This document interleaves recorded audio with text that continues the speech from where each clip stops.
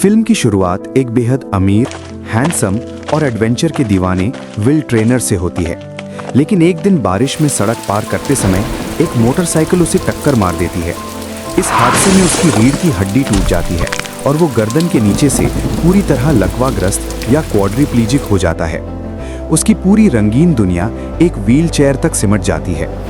दूसरी तरफ लुइसा लू क्लार्क है, एक चुलबुली, बातूनी और बहुत ही अजीब लेकिन प्यारे रंग बिरंगे कपड़े पहनने वाली लड़की। वो एक छोटे से कस्बे में रहती है, अपने परिवार का खर्च उठाने में मदद करती है और उसका एक बॉयफ्रेंड है पैट्रिक, जिसे लुइसा से ज़्यादा अपनी फिटनेस और दौड़ने की फिक्र है। लुइसा की कैफे की नौकरी छूट जाती है और उसे तुरंत काम की ज़रूरत होती है।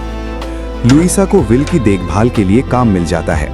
विल की माँ कैमिला ट्रेनर लुइसा के खुशमिजाज स्वभाव को देखकर उसे काम पर रखती हैं ताकि वो विल की उदासी दूर कर सके। शुरुआत में विल लुइसा के साथ बहुत बुरा बर्ताव करता है। वो तंज कसता है, उसकी बातों का जवाब नहीं देता और उसे ये महसूस कराता है कि उसे किसी की दया नहीं चाहिए।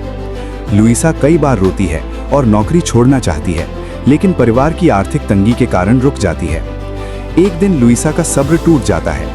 वो विल को खरी खोटी सुनाती है और कहती है कि मैं यहाँ सिर्फ इसलिए हूँ क्योंकि मुझे पैसों की ज़रूरत है। तुम चाहो तो जितने भी बुरे बन लो, मैं नहीं जाऊँगी। लुइसा का ये बेबाक अंदाज विल को हैरान कर देता है और यहीं से उनके बीच की बर्फ पिघलती है।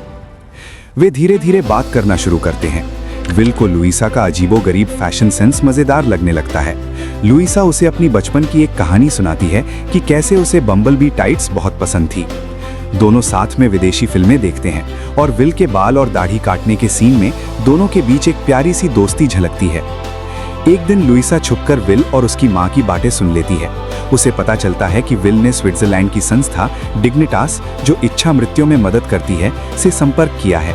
उसने अपने माता पिता को केवल 6 महीने का वक्त दिया है, जिसके बाद वो अपनी जिंदगी खत्म कर लेगा क्योंकि वो इस लाचारी को बर्दाश्त नहीं कर पा रहा है। ये जानकर लुइसा सदमे में आ जाती है। वो अपनी बहन ट्रिना की सलाह पर एक बकेट लिस्ट तैयार करती है। वो ठान लेती है कि इन बचे हुए महीनों में वो विल को इतनी खुशियां देगी कि वो अपना इरादा बदल दे। वो विल को horse racing, classical music concert और बाहर की दुनिया में ले जाना शुरू करती है। कॉन्सर्ट के बाद विल लुइसा से कहता है, मैं अभी अंदर नहीं जाना चाहता, मैं बस थोड़ी देर और वो आदमी बनकर रहना चाहता हूँ जो एक लाल ड्रेस पहनी हुई खूबसूरत लड़की के साथ कॉन्सर्ट देखने आया है। लुइसा के जन्मदिन की डिनर पार्टी में भी विल आता है। लुइसा का बॉयफ्रेंड पैट्रिक उसे एक साधारण सा नेकलेस देता है, लेकिन विल लुइसा के लिए वही बचपन वाली बम्बलबी टाइट्स गिफ्ट में लाता है। लुइसा की खुशी का ठिकाना नहीं रहता। ये देखकर पैट्रिक को जलन होती है और जल्द ही लुइसा और पैट्रिक का ब्रेकअप हो जाता है। लुइसा अब पूरी तरह से विल के प्यार में पड़ चुकी है।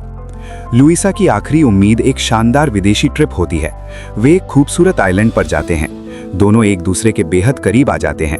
एक रात समंदर किनारे लुइसा विल से अपने प्यार का इजहार करती है और कहती है कि वो उसके साथ अपनी पूरी जिंदगी बिताना चाहती है और उसे यकीन है कि वे साथ मिलकर खुश रह सकते हैं।